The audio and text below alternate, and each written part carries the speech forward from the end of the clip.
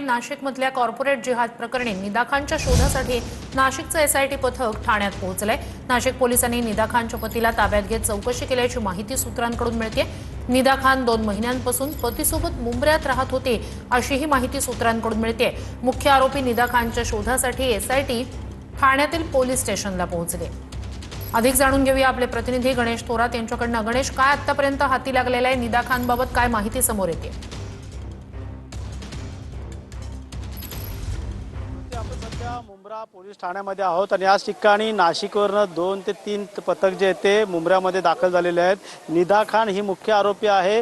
Nashik TCS प्रकरणात पाहिलं तर अनेकांना अटक केलेली आहे, मात्र मुख्य आरोपी म्हणून निदा खान हे भिवंडीनंतर मुंब्र्यामध्ये देखील राहत होते अशी माहिती एसआयटीच्या टीमला कळल्यानंतर एसआयटीच्या टीमने तिच्या पतीसोबत या ठिकाणी सर्च ऑपरेशन केलं। मात्र पतीसोबत ती 2 महिन्यापर्यंत मुंब्रा या भागामध्ये राहत होती, मात्र सध्या तरी तिचा शोध लागत नाहीये। मात्र तिचा शोध देखील एसआयटीचं पथक घेत आहेत। मुंब्रा या ठिकाणी ती गेल्या 2 महिन्यापासून पतीबरोबर राहत होती आणि ती पाहायला गेलं तर ती गरोदर असल्याची देखील माहिती समोर येते। यानुसार आता एसआयटीचे पथक जे ते पूर्ण तपास जे ते ठाणे जिल्ह्यातील भिवंडी शहर असेल या मुंब्रा शहर असेल या ठिकाणी शोध मोहीम घेत आहेत। मात्र सध्या तरी निदा खान ही फरार आहे। मात्र या नक्कीच गणेश, नक्कीच आता हे पथक मुंब्र्यात दाखल झालंय।